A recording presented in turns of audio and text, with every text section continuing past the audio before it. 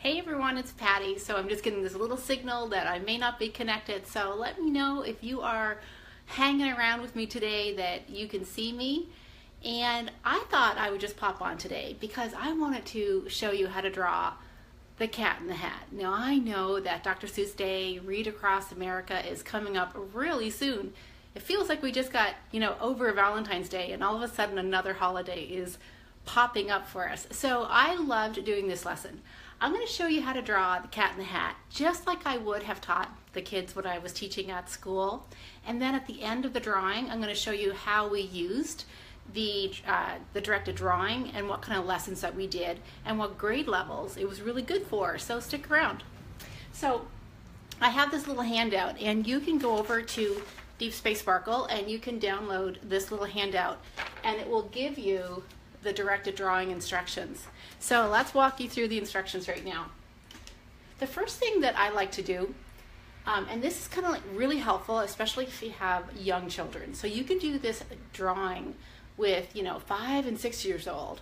And I like to divide the paper in half. So if you have a big sheet of sulfite paper, those 12-inch by 18-inch papers, go ahead and fold them in half, and then you'll have a crease line.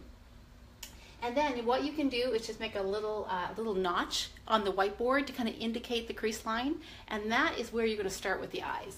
So all you have to do is draw 2 ovals, and you can put the pupils wherever you like. You can kind of just do that. And you can have the pupils looking in all sorts of different directions, and the kids really have fun, figuring out what they want their Cat in the Hat to do.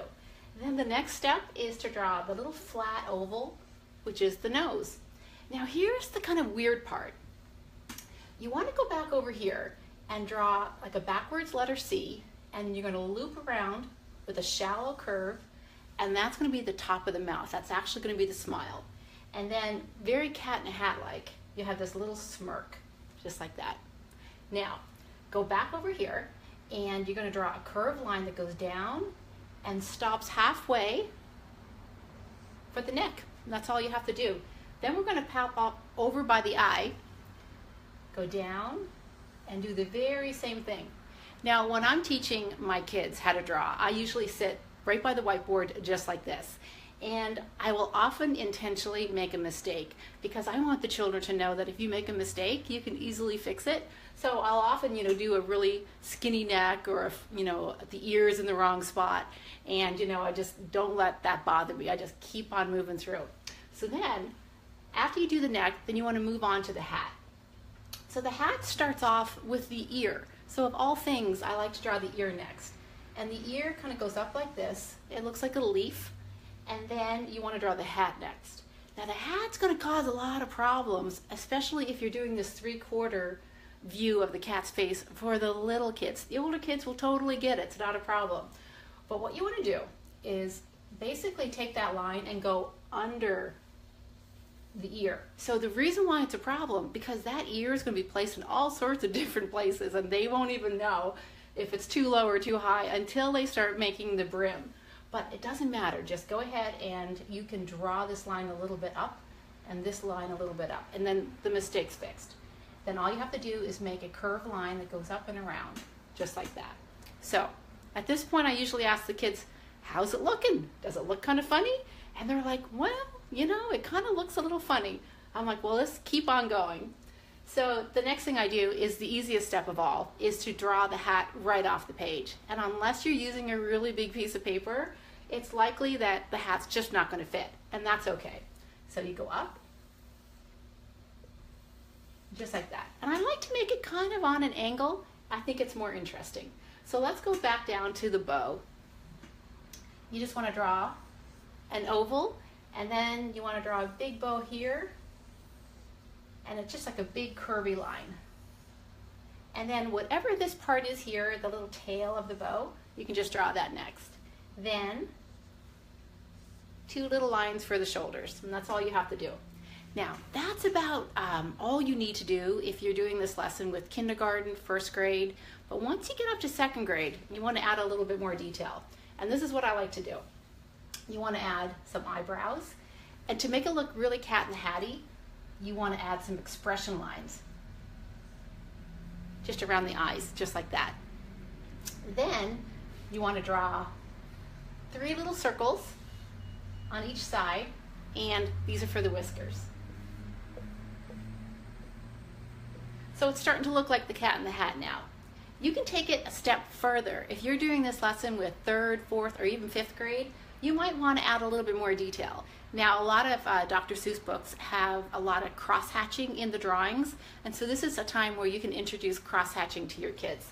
And so all you would do is going to go off to the side and do little angle lines, really short, all on one side of the face, down the neck, and below the bow. And then come back up and do it on the opposite direction, just like this. So it looks kind of interesting. Then, if you have a little bit of time, kind of make some fur with some dark lines. Now, he's probably looking a little bit sideways, and my drawings often look a little wonky, especially if I'm sitting off to the side. And that's what I do with the kids. I just tell them, okay, it's looking a little wonky, not a problem. Yours is going to look a lot better. And so they'll go back to their chairs and they'll feel so much more empowered. They'll be saying to each other, Mrs. Palmer does not know how to draw, but they'll surprise you. And here's what I like. If you want to tie in an artist theme, if you want to do a Van Gogh or Picasso-like hat, you know, you can do all sorts of fun things up here. Now, you could just do simple stripes, but you could also do really big flowers like George O'Keeffe style, or you can do some cubism, Picasso style. So there's really lots of things that you can do. So that's pretty much it for how to draw the Cat in the Hat. But now I want to show you what you can do with that drawing. So let me just reach forward here. So I have some drawings. This is just your plain, simple Cat in the Hat drawing, and you can do this just on regular paper. This is the drawing paper that I almost always use. It's 12 by 18, but I cut this one in half so it's 9 by 12. Get more mileage out of the paper, and it's a smaller drawing size, and you know probably what that means. It means the kids are going to finish a little bit faster compared to the really big sheets of paper.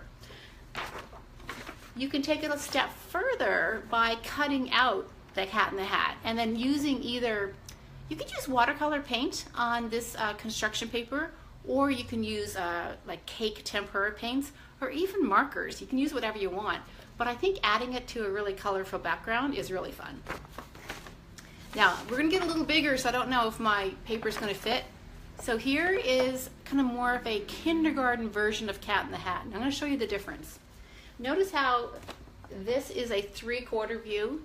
That can be really challenging for little 5 and 6 years old kids. So you might wanna make the drawing, you know, straight on. So it's, you draw like a letter U, and actually, why don't we just do that?